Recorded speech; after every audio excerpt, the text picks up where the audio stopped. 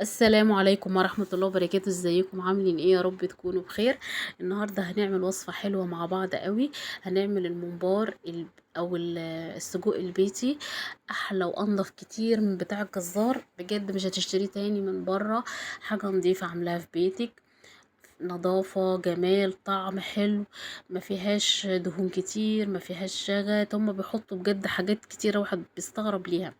فانت هتعمليه في البيت بمنتهى النظافة والجمال. ويلا بينا نسمي ونصلي على الرسول عليه الصلاة والسلام ونشوف عملناه ازاي. انا عندي بهارات. الاول حطيت فلفل اسود، ملح، كمون، كزبرة. لو عندك بابريكا حطي. بهارات سجق وده الاساس. وطبعا ملح. وبهارات السجق دي هي اللي بتدي الطعم الحلو للسجق. ضروري لازم نحطها. هنحط معلقة كبيرة على كيلو الا ربع من اللحمة المفرومة. جبت كمان ربع كيلو من الفلفل الاحمر البلدي بتاعنا، او لو عندك الفلفل اللي هو الالوان الاحمر ممكن تحطي برضو مقدار فلفلتين كبار. خلاص. وبعدين هنحط معلقة كبيرة من الثوم. كل ده هنخلطه مع بعض في الكبة لحد ما تبقى اللحمة زي العجينة بالظبط. بصوا بقى، بجد طعمه خيال، هيعجبكم ان شاء الله. لو عندك الهونك هتعمليه، ما عندكيش هتعمليه كده زي صوابع. خلاص. وهتسويه عادي اكنك بتاكلي سجق عادي جدا. جبت طرف الممبار كده وابتديت ان انا ادخل حته كبيره كده في الام زي ما انتوا شايفين. خلاص. وابتدي ان انا احشيه باللحم. عندك المكنه خير وبركه تقدري تعملي بيها. ما عندكيش هتعملي بالقمع ده. او لو عندك القمع الاستانلس برضو بيبقى حلو قوي. بس الاول قبل ما تدخلي طرف الممبار لازم تدهنيه كده بالمية عشان يبقى سهل ان طرف الممبار يدخل في القمع. دخلي كمية كبيرة من الهونك عشان خاطر يسهل معاك الموضوع. وهتبتدي ان انت تحشي بمنتهى السهولة جدا جدا. بصوا انا بوريكم الموضوع سهل وبسيط جدا.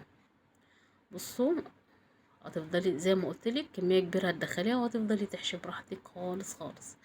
طبعا احنا بعد ما بنعمله بنخليه كده شوية في التلاجة قد 5 ساعات. لو لتاني يوم يكون احسن لحد ما يتشمع، علشان لما تيجي تعمليه وتشوحيه على النار ما يفرقعش منك. خلاص. لازم ضروري ان هو وكمان ان هو يتشمع. وكمان عشان خاطر الحاجة تاخد من طعم بعضها، واللحمة تشرب من التوابل والخضار اللي احنا حطيناه.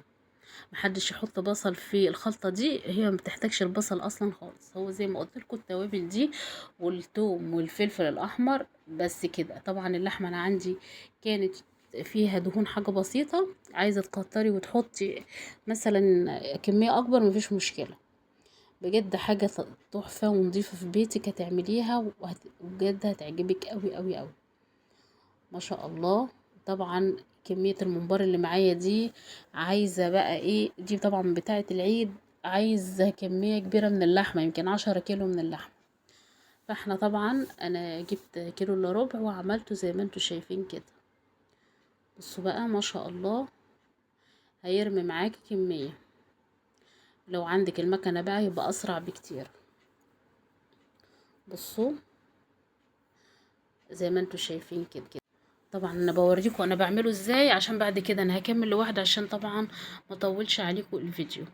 نيجي هنا للربطه بقى. بصوا كده، انا بجيب كده ببتدي ان انا بايدي وابتدي ادي نغزتين كده على السجق، وابتدي ان انا الففهم حوالين بعض زي ما انتوا شايفين كده. خلاص. بصوا انا عايزاكم تشوفوا الطريقه انا بعمل ازاي. بضغط ضغطتين على السجق اهو زي ما انتوا شايفين كده.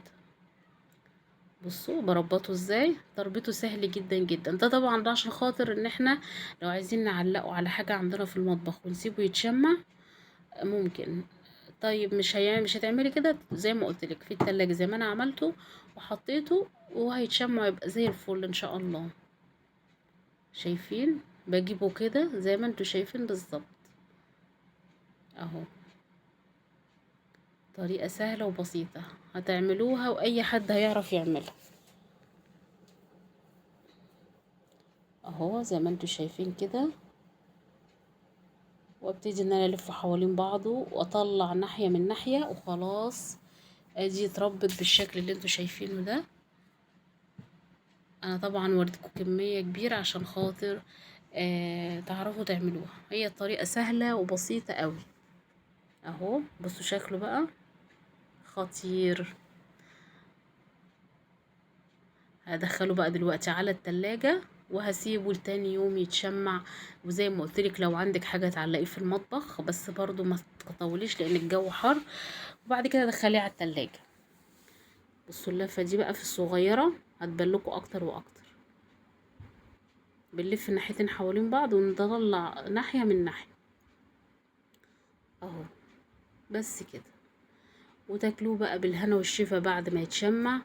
وان شاء الله الوصفه تكون عجبتكم. ما تنسوش بقى تعملوا لي اللايك والاشتراك في القناه، وتسيبوا لي تعليقاتكم الحلوه. والفيديو بتاعنا خلص النهارده. يا رب الفيديو يكون عجبكم. بصوا بقى الجمال بجد خطير. ان شاء الله يعجبكم قوي. وطريقته سهله وبسيطه. بس كده. السلام عليكم ورحمه الله وبركاته.